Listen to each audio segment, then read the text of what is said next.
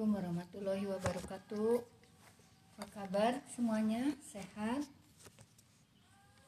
Alhamdulillah, di kesempatan pagi hari ini Kamis tanggal 6 Agustus kita ketemu lagi dengan materi masih berkaitan dengan perubahan sosial ya. Minggu kemarin Ibu memberikan materi berkaitan dengan teori-teori perubahan sosial ya. Nah, pada kesempatan kali ini Ibu akan menambahkan materi berkaitan dengan bentuk-bentuk perubahan sosial. Nah, apa itu perubahan dan bentuk-bentuk perubahan apa saja yang terjadi di masyarakat ya. Nah, kesempatan kali ini Ibu akan tayangkan beberapa slide dalam PowerPoint. Tolong kalian bisa simak, perhatikan baik-baik ya. Nah, di sini di dalam bentuk-bentuk perubahan sosial dan kebudayaan beberapa ahli mengkategorikan ya. Sehingga kategori itu dimulai dengan adanya satu, perubahan berdasarkan waktu. Perubahan sosial berdasarkan waktu terdiri dari dua. Yang pertama, perubahan evolusi. Kalian pernah dengarkan istilah barter.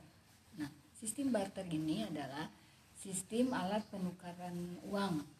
Sistem alat penukar ya. Pada saat itu karena uang belum ada, maka pada saat itu menggunakan sistem barter. Nah, pada saat sekarang sistem barter itu sudah tidak terjadi. Sudah dialihkan pada sistem belanja secara online. Nah, dari sistem barter sampai kepada sistem belanja menggunakan online itu melalui tahap-tahap yang sangat panjang, waktunya lambat ya. Nah, ini seperti dalam perubahan sosial yang evolusi ya. Jadi dari sistem penukaran dengan sistem barter sampai dengan sistem online seperti sekarang ini itu melalui tahap-tahap yang sangat panjang sehingga membutuhkan waktu yang lama ya. Nah, ini yang termasuk dalam contoh perubahan evolusi ya. Jadi perubahan evolusi itu adalah perubahan sosial yang terjadi dalam proses yang lambat dan dalam waktu yang cukup lama tanpa ada kehendak tertentu dari masyarakat yang bersangkutan ya. Oke, yang berikutnya adalah yang kedua, perubahan revolusi. Perubahan revolusi ini sebaliknya dari perubahan lambat atau evolusi. Revolusi ini adalah perubahan yang berlangsung secara cepat ya. Artinya waktu yang cepat tapi berdampak sangat besar dan mempengaruhi kepada perubahan yang lainnya. Contohnya di sini adalah peristiwa terjadinya revolusi industri di Inggris, di mana terjadi pada tahap produksi yang awalnya menggunakan tenaga manusia berubah menuju tahap menggunakan mesin. Sehingga di sini timbul konsep di dalam dunia industrialisasi itu konsep pabrik, yaitu karena ada prinsip efisien dan efektif. Efektif itu menunjuk pada bagaimana memproduksi secara cepat ya. Sementara efisien itu menggunakan secara banyak. Efektif itu memproduksi secara banyak dan cepat. Sementara efisien itu lebih kepada waktunya yang cepat dan hasilnya yang efektif. Itu barangkali ya. Yang kedua, perubahan sosial berdasarkan sudut pandang masyarakat. Ada dua, yaitu pertama, perubahan yang direncanakan atau dikehendaki adalah perubahan yang terjadi karena adanya perkiraan atau perencanaan oleh pihak yang dikehendaki perubahan tersebut, yaitu di sini ada agent of change. Perubahan yang dikehendaki di sini adalah Misalnya perubahan yang dilakukan pemerintah melalui perundang-undangan untuk melarang anggota dewan merangkap sebagai pegawai negeri sipil, ya, atau misalnya perubahan dengan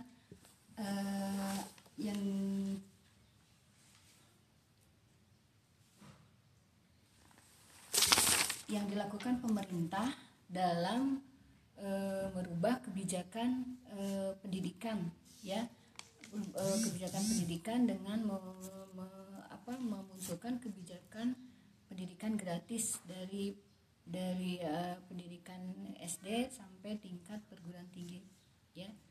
Itu contoh yang sangat mudah.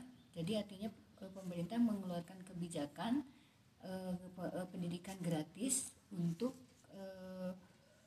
warga masyarakat dari tingkat SD sampai perguruan tinggi. Ini adalah membawa hal yang positif pada pemerataan pendidikan di seluruh lapisan masyarakat, ya. Itu tentunya perubahan yang dikehendaki. Nah, terus yang kedua adalah perubahan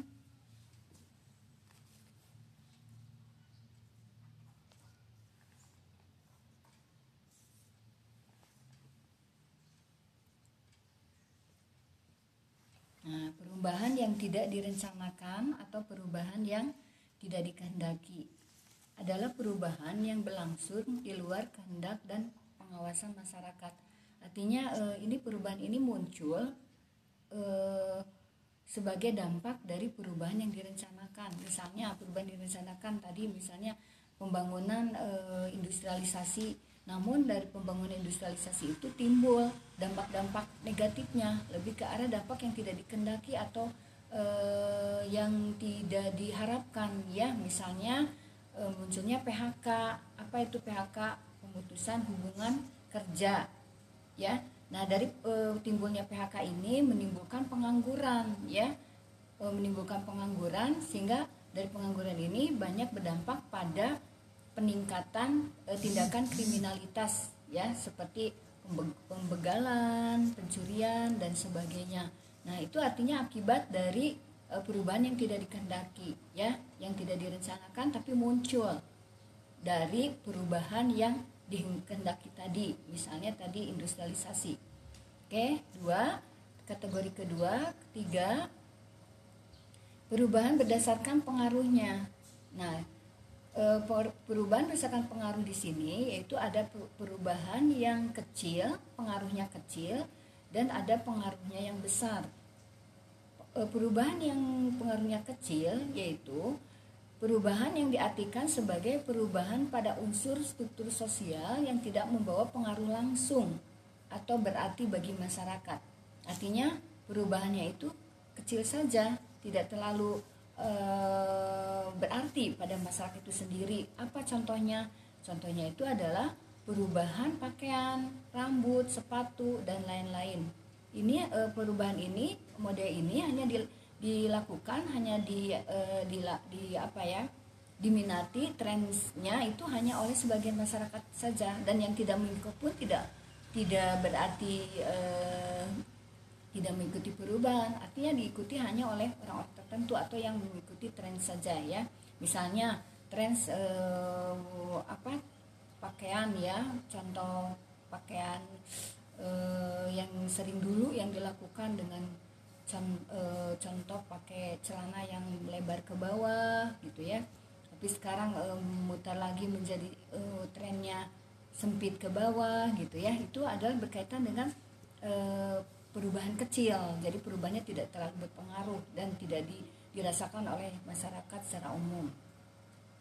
Nah, yang kedua adalah perubahan yang besar pengaruhnya, ya, yaitu perubahan yang langsung dirasakan oleh seluruh masyarakat dan diikuti pengaruhnya dan diikuti pengaruh kepada unsur yang lain, ya. Artinya gini, perubahan ini berarti banget, sangat dirasakan oleh semua orang pada saat perubahan ini terjadi. Apa contohnya? Misalnya adalah perubahan urbanisasi. Nah, perubahan urbanisasi itu apa sih urbanisasi? Urbanisasi itu kan perpindahan penduduk dari desa ke kota. Dari desa ke kota itu biasanya dilakukan penumpukan di masyarakat perkotaan, ya. di masyarakat perkotaan, sehingga dampak dari urbanisasi ini dirasakan oleh masyarakat perkotaan misalnya. Nah, di perkotaan itu sehingga timbul yang namanya kemacetan ya. Terus timbul juga misalnya kemiskinan. Ini artinya akibat dari adanya urbanisasi tadi. Jadi urbanisasi ini terjadi dirasakan oleh semuanya. Masyarakat merasakannya, apalagi pada masyarakat kota, ya. Sehingga dari kemacetan, kemiskinan, lahirlah di masyarakat itu potret kesenjangan sosial di masyarakat. Terdapat masyarakat yang dari kalangan bawah, ya, kalangan yang tidak beruntung, menengah, sampai ada yang kalangan high class, ya, high class, middle class, sampai lower class. Sehingga akhirnya di masyarakat itu merasakan dampak adanya perubahan dari urbanisasi. Makanya perubahan yang dirasakan oleh masyarakat secara keseluruhan itu disebut dengan perubahan yang besar, perubahan yang memiliki pengaruhnya terhadap semua masyarakat yang merasakannya. Oke, itu yang ketiga. Yang keempat adalah perubahan berdasarkan arah perkembangan. Berdasarkan arah perkembangan, di sini ada dua, ada progres dan ada regres. Progres ini adalah perubahan yang mengarah kepada kemajuan pada masyarakat. Artinya perubahan yang dilakukannya itu selalu berdampak kepada hal yang positif atau yang membuat masyarakat lebih maju. Contohnya adalah penemuan listrik pada masyarakat desa. Berdampak pada masyarakat desa itu mengalami kemajuan. Artinya bisa saja masyarakat desa itu sudah mengenali lagi sistem penerangan, ya, menggunakan lagi listrik sebagai energi untuk menggunakan alat-alat rumah tangga, ya. Kalau dulu mungkin sebelum listrik masuk, maka memasak nasi juga masih menggunakan kayu bakar. Tapi begitu listrik masuk, mungkin masyarakat desa akan lebih mudah memasak nasi dengan menggunakan rice cooker karena listriknya sudah masuk. Nah, ini artinya perubahan sosialnya itu membawa kepada hal yang maju atau kemajuan. Nah, sementara sebaliknya dari progres itu ada regres. Apa itu regres? Adalah perubahan yang berdampak kepada kemunduran. Artinya perubahan itu terjadi malah mundur di masyarakat itu. Terjadi hal-hal yang sifatnya negatif, ya. Nah, ini contohnya misalnya pada masyarakat sekarang di era media sosial itu banyak sekali kemunduran yang dirasakan, walaupun memang betul media sosial itu membawa dampak yang positif. Tapi pada hal-hal yang lain itu media sosial itu membawa dampak kemunduran. Misalnya munculnya berita hoax, ya, prostitusi online, perjudian online, dan banyak lagi yang akhirnya menimbulkan kriminalitas lainnya, sehingga menimbulkan pengaruh-pengaruh yang bersifat negatif, berdampak negatif, ya. Bisa kalian mungkin perhatikan di lingkungan masyarakat sekitar, ya, dari adanya dampak media sosial, ya, banyak terjadi penipuan online. Nah, itu barangkali dampak dari adanya perubahan sosial yang menuju ke arah kemunduran atau regres, ya. Oke, berikutnya yang terakhir adalah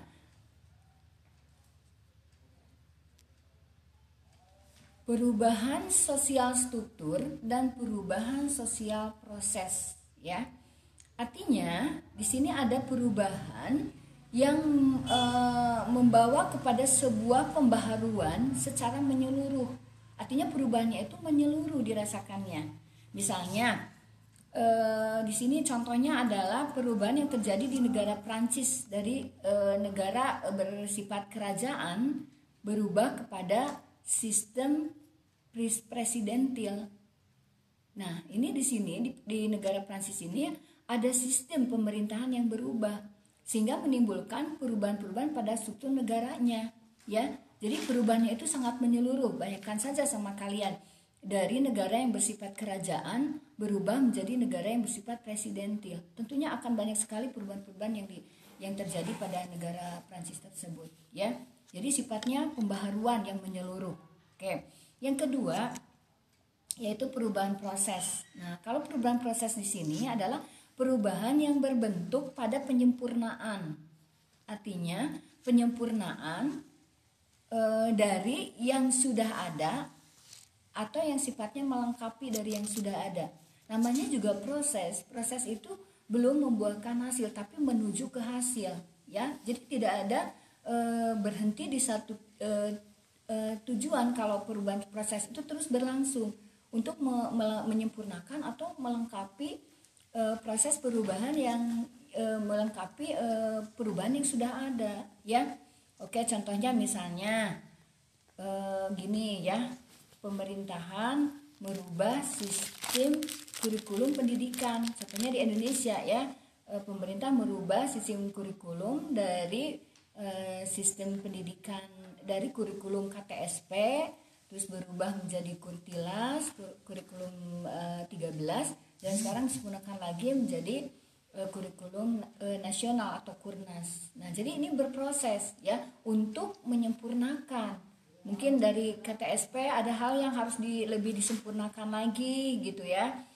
Dalam hal beban belajar muridnya atau beban mengajar gurunya, banyak melibatkan murid, mungkin murid belum banyak terlalu aktif, maka di Kurtilas lebih diperbarui lagi untuk supaya murid lebih banyak aktifnya di kelas dan waktu luangnya banyak dilakukan di sekolah. Jadi sekolah itu menjadi sekolah yang full day, sekolah yang banyak mengisi waktu untuk anak-anak di sekolah gitu ya.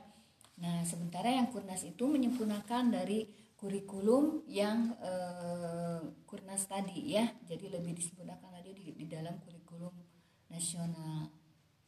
Nah, itu barangkali ya kalian bentuk-bentuk perubahan sosial yang Ibu sampaikan. Jadi ada 5 kategori ya, ada 5 kategori, ada 10 macamnya ya.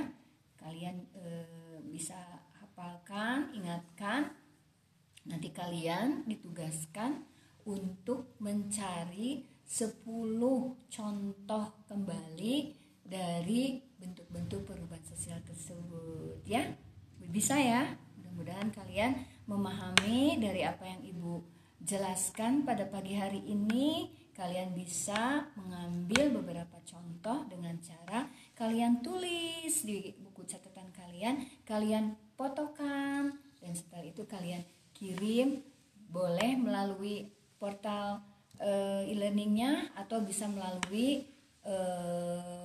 GCR-nya ya, Google Classroom-nya. Terima kasih atas perhatian kalian semua. Sampai ketemu. Assalamualaikum.